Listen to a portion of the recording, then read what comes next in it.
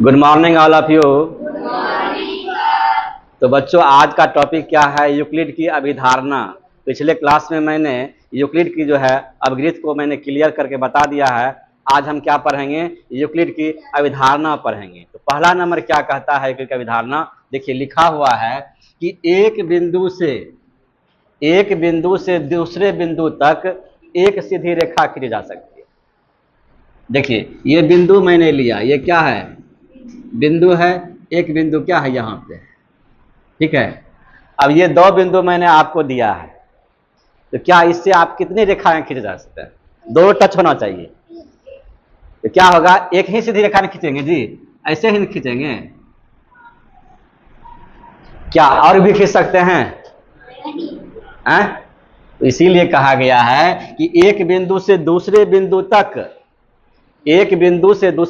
तक एक सीधी रेखा खींची जा सकती है, दूसरा नहीं खींच सकते हैं, ठीक है। अगला है बी नंबर। बी नंबर है कि किसी एक बिंदु से अनेक रेखाएं खींची जा सकती है। समझ गए? तो आप देखिए, जैसे कि यहाँ एक बिंदु है, ये बिंदु है। इस बिंदु से आप कितने रेखा खींच सकते हैं? अनेक खींच सकते हैं। कैसे? देखिए, 1 2 3 4 खींचते चलिए, ठीक है। यदि सवाल आए कि एक बिंदु से हम कितने रेखाएं खींच सकते हैं, तो क्या बोलिएगा? और बोलेंगे दो बिंदु से जो क्या होगा, एक ही रेखा हम खींच सकते हैं, यानी एक बिंदु से दूसरे बिंदु तक एक रेखा ही खींच सकते हैं, लेकिन एक बिंदु से अनेक रेखा खींच सकते हैं। इस एक का ए और बी क्लियर हो गया ना? चलिए, अब 2 नंबर देखिए। 2 नंबर कहता है कि एक शांत रेखा को अनिश्चित रूप से दोनों ओर बढ़ाया जा सकता है। शांत रेखा क्या होता है जी? शांत रेखा क्या है कि जो क्या होगा? शांत होगा। ये हो गया, ये ए है, ये क्या है? बी है, ठीक है। इसको रेखाखंड भी कहते हैं हम। ये क्या है? शांत रेखा है। क्या है? शांत रेखा, ठीक है। तो कह रहा है क्या कि एक शांत रेखा को हम अनिश्चित रूप से दोनों ओर, इसको जो है अनंत तक बढ़ा सकते हैं। इस शांत रेखा को इधर भी हम क्या कर सकते हैं? अनंत तक बढ़ा सकते हैं, और इधर भी क्या कर सकते हैं? अनंत तक बढ़ा सकते हैं न। यही यहाँ पे कह रहा है कि एक शांत रेखा को अनिश्चित रूप से दोनों ओर बढ़ाया जा सकता है। क्या है इसमें? कोई दिक्कत है? तो चलिए, ये भी आप क्या समझ गए, कोई दिक्कत नहीं है कि एक शांत रेखा को अनिश्चित रूप से दोनों ओर बढ़ाया जा सकता है, ठीक है। अब जो है 3 नंबर क्या कहता है, ये समझ गया। अब 3 नंबर कहता है किसी बिंदु को केंद्र मानकर और किसी त्रिज्या से एक वृत्त खींची जा सकती है। क्या नहीं? क्या दो वृत्त आप खींच सकते हैं क्या? कहने का मतलब है, ये बिंदु है, ठीक है, और ये त्रिज्या मान लीजिए, इतना त्रिज्या है, इससे क्या होगा? एक ही वृत्त न खींचेगा।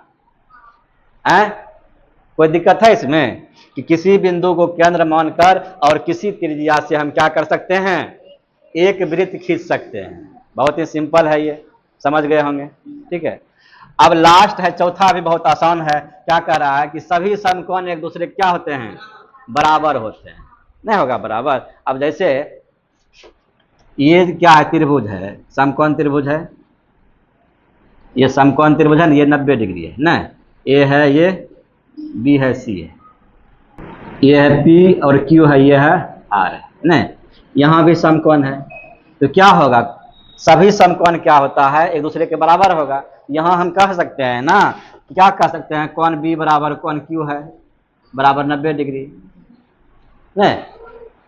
कोण बी बराबर कोण क्यू क्या होगा? कोण क्यू होगा, क्योंकि सभी समकोण क्या होते हैं? एक दूसरे के बराबर होते हैं। ये 4 नियम जो है, 4 अभिधारणा मैंने आपको बताया।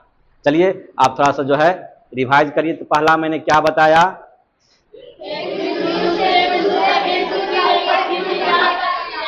एक बिंदु से दूसरे बिंदु तक केवल जो है एक सीधी रेखा खींच सकते हैं।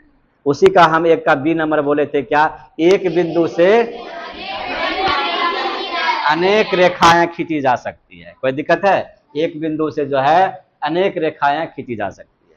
दूसरा मैंने कहा, एक एक शांत रेखा को वह निश्चित रूप से दोनों ओर बढ़ाया जा सकता है। मैंने बढ़ा भी दिया है, देख लो, उदाहरण भी दे दिया, आप लोग भी बढ़ा सकते हैं, ठीक है। और तीसरा मैंने कहा